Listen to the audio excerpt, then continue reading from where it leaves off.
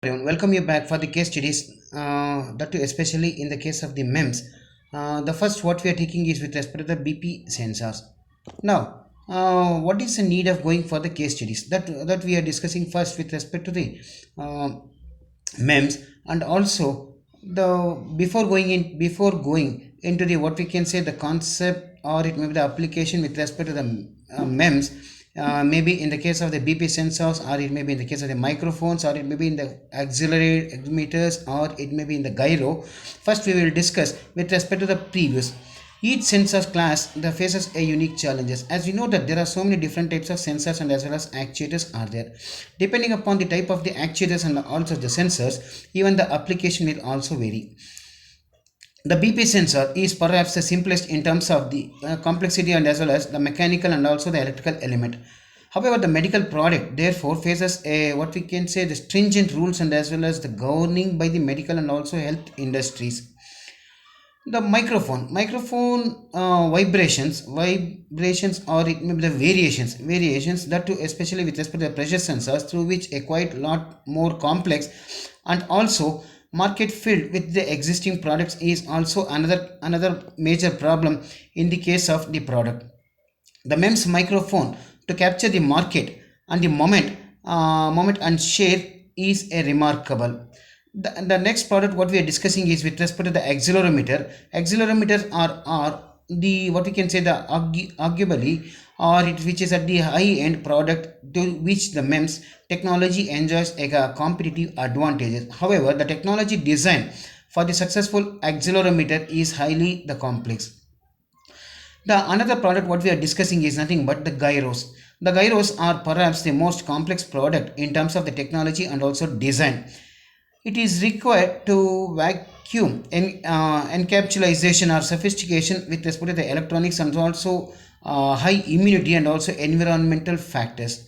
See, these are all the things what we have to consider while designing with respect to the product, that too especially with respect to the MEMS technology. The first case what we are discussing is with respect to the BP sensors. Now, as the name itself is suggests that BP, it's nothing but a blood pressure. Invasive, the arterial blood pressure sensing is an important medical procedure. That too, especially this the measurement with respect to the arterial pressure is by placing with respect to the cannula needle onto the artery. Now, in the what we can say in the simpler way, the BP can also be found out by using this sphygmomanometer. Now, as the technologies are advanced, the cannula type, the what we can say the needle BP sensors are also used. Now, here in this case, the many of us are familiar with respect to the cuff based non invasive BP measurement. See, here in this case, what we can say, there is a belt type. That belt, it will be fixed with respect to the cuffs, and then there the pressurization is applied by means of a tubing and also the wall. Once if the pressurization is applied, automatically the walls will be blocked. Now, because of the pressurization, even with respect to the arterial wall, or it may be the artery walls is blocked. Then afterwards, if you start releasing the pressure, automatically at one particular point the flow will start. That flow is measured by using the what we can say the mercury. Now, the as pressure starts decreasing it, and the second reading is also identified, that pressure is also noted down. See, here in this case, that especially there are two different of pressures we are measuring it. One is with respect to the systolic pressure, the another one is nothing but a diastolic pressure. As we know that the minimum pressure, or it may be the reading, it is varying in a normal man to a what we can say a abnormal man. In a normal man, it should be somewhere around 120 by 80. That reading, it has to be recorded by using the sphygmomanometer. Then, as we know that even what we can say in the case of the abnormal man, even these things will be varying it. The accuracy is often a questionable. The advantage of using this in an invasive method is rather by means of a non-invasive BP sensor.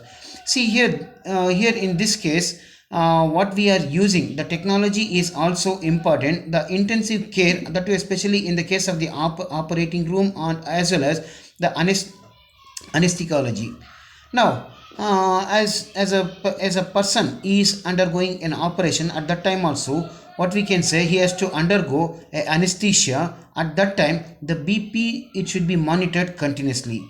These devices are by means of a silicon beam technology, or a fragile and easy to damage. The required sterilization will be a susceptible and the contamination, and they contribute to the increase in the hospital cost. See, as we know that most of the needles what we are using it, either maybe with respect to the BP sensors, or it may be the any needles. These needles, it should be sterilized. If the sterilization is coming into picture, means automatically the cost is also increasing it. Now the schematic diagram shows the the BP sensors, how it is measured. Now here in this case, the blood vessel, for the blood vessel, through the needle, it has been inserted through the cannula. Once if the blood starts flowing in the tube, that pressure is sensed by means of a pressure sensor. That the pressure sensor is placed in a sensor housing. Now this is a method normally which was there. Now here in this case, as we start inserting the needle into the blood vessel, that needle, it should be sterilized. If it is not sterilized, means the infections will happen. For that reason, if the sterilization is added, means automatically the cost is also increasing it. Now, today the blood pressure monitoring devices are also implantable, which can be a wireless, or even network, or even which can be a self-powered, or being developed actively. Now, as the technologies are advancing it, and also have taken a tremendous strides with respect to the advancement of a new processing technologies, that you a new wafer size, or it may be perhaps a new innovations in the, especially in the case of the manufacturing. As you know that what are all the design constraints, or it may be considerations we have to consider while designing a product, that we are discussing in the next slides. The general principle of the pressure sensor design would involves a membrane. That means that measuring the displacement by the, what we can say, the blood pressure. Now the second one is, how does the one design blood pressure sensors that has a high performance at the low cost? This is one of the major question which has to be answered. Now here in this case, the art and as well, there are variety of the sensing principles, which is including either it may be a piezorestrictive sensing, or it may be a electrostatic sensing. The devices could be a bulk, or it may be a surface, or it may be a micro machine. Further, there are more options in terms of with respect to the material. See here in this case, either it may be with respect to the piezorestrictive, or it may be a electrorestrictive sensing. The materials plays a major role.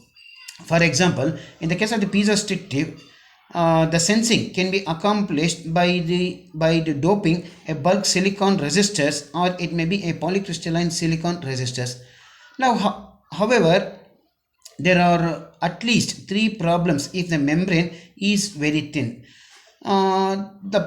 These problems, once if it is rectified and if it is overcome, the entire product, it can be designed very easily. The first one is with respect to the discussion.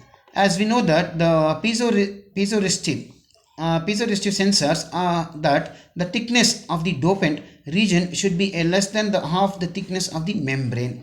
Now here in this case, if the membrane is very thin, it is difficulty to control the dopant thickness and may be increased. The second problem what we are facing is nothing but the reducing the thickness and increasing the size makes the membrane a fragile and also difficult to handle. The third problem is nothing but to reduce the thickness and the increase in the membrane size. At the same time, certainly mean what we can say, the resonant frequencies of the sensors will be lowered. See, these are all the problems which are occurred with respect to the sensors, that too especially with respect to the membrane technology. Now, the next discussion is with respect to the NOVA BP sensor. Now, here in this case, a NOVA sensor was a successful developed organization which has developed a pressure sensor that it can be used for the measuring the BPs. Now, the direct integration of the circuit and as well as relatively difficult at the time. Now especially for the volume production also. Now some of the micro machining technology was at the infancy and also unlikely to be option then. Now the BP sensor design team has selected a what we can say the piezoresistive membrane design, and also they have fabricated that they are using it for the application purpose. Now with respect to the figure, the two wafers, one with the membrane and one with the backside pressure port, are bonded together. Now these membranes are made up of either there are two different material, the N type and as well as P type doped piezoresistive resistors. Now the sensors are strategically located at the stress concentration point, that too especially heightening the sensitivity. Now invasively a slanting the silicon cavity means that the die size must be a greater than the membrane dimension.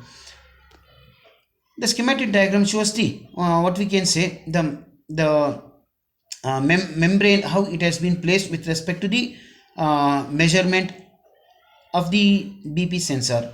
Now the major design constraints that includes either it may be with respect to the die size, membrane thickness, resistor doping level, and also the resistor dimension. These entire thing, if it is overcome, means automatically the component what they are designed is a it can be used for the application purpose. As we know that the piezo resistors are located at the center of the membrane. The location of these piezo resistors corresponds to the region of the maximum tensile stresses, and also the diaphragm is bent by uniformly applied pressures. The membrane must be stress free and also prevent a unintentionally changing the what we can say the device performance characteristics. As you know that if the thickness of the doped region must be a smaller than the half of the membrane thickness to allow the maximal sensitivity of the piezo resistors. That too especially if the thickness is increased, automatically the pressures it can be measured very difficult. The nominal resistance wall value and as well as the dimensions of the resistors and are important, since it determines the electric current flow and also the power consumption and the noise. The greater the resistance value, the lower the current and also the power. However, the large resistance to be produced a greater thermal noise. Now the schematic diagram shows the BP sensor. Now here in this case there are two uses. One is nothing but the top view, the another one is in the side view. Now in the side view we can see that a doped piezo resistors which has been placed in between, and that is in turn connected by through a strain sensors. Now as we know that this doped piezo resistor is a thin membrane where the external pressure is applied. This external pressure which leads to what we can say the expansion of the diaphragm, which is nothing but the tensile stresses. These tensile stresses are measured by means of the strain sensors, and then afterward the strains are recorded and in turn converting into the BP readings.